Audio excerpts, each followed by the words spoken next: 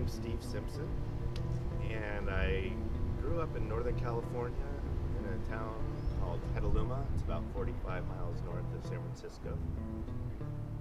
And I moved to Bakersfield, California in 1995. Not good at math, so I forgot how old I was. Quite a while ago. I'm 45 now. And I've lived here for, gosh, 20 years now, I guess it is. I love people. I love making people happy, and I love getting that feeling in my photography. I do almost every type of photography just to get that experience. Everything except for landscape photography I'm not that great at. But I love people, and I love random pictures. I love staged modeling. I just like getting a feeling. If there's no feeling in my photography with the people I'm shooting or people I'm shooting at, then they're kind of garbage to me, the pictures, not the people. I got into photography really young. My father was into photography, and he was a plumber, but he enjoyed the art of photography. I was always around him shooting different things. And because he was a plumber, he made part of our garage a dark room with a sink and running water. And I learned how to develop film at a very young age, black and white, all black and white. My dad was pretty tight with money, so I think he bought a used black and white developing. Color was very expensive to develop, so black and white was the way to go. I've been in and around photography for probably my whole life, since I was about 5 or 6 years old.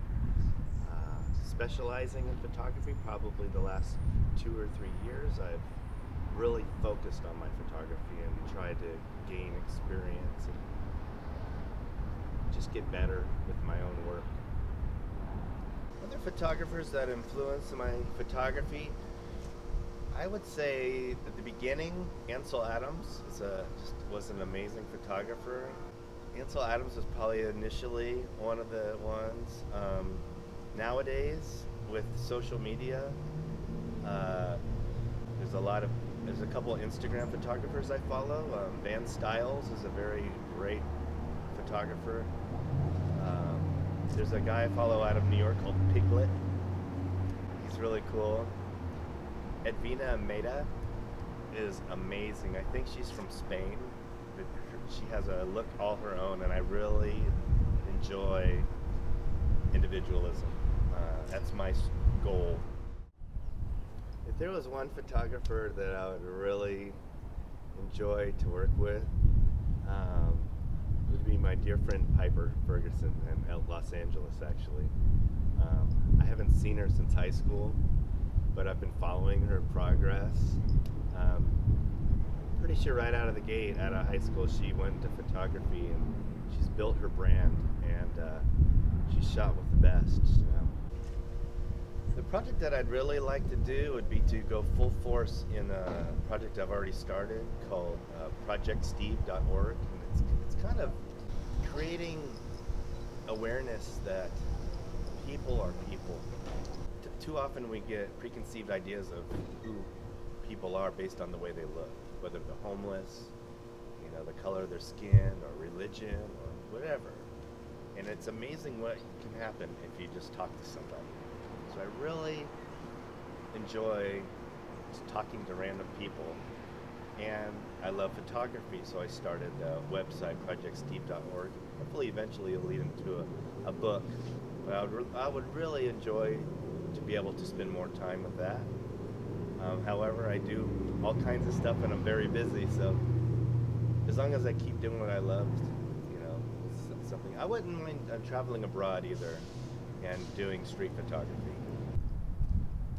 The advice I'd give kids or adults, anybody that wants to get into photography, first of all, I would say is just do it if you want to do it. It doesn't matter your age or anything. I started serious photography at 43 years old, so I've heard of people being really old and starting. Cameras and lenses are always there, so what I would say is it's hard to give advice because somebody might not be really into it. Somebody might not get into something full force like I happen to.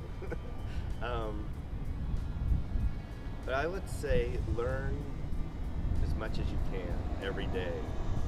Seek it out. Learn about the camera.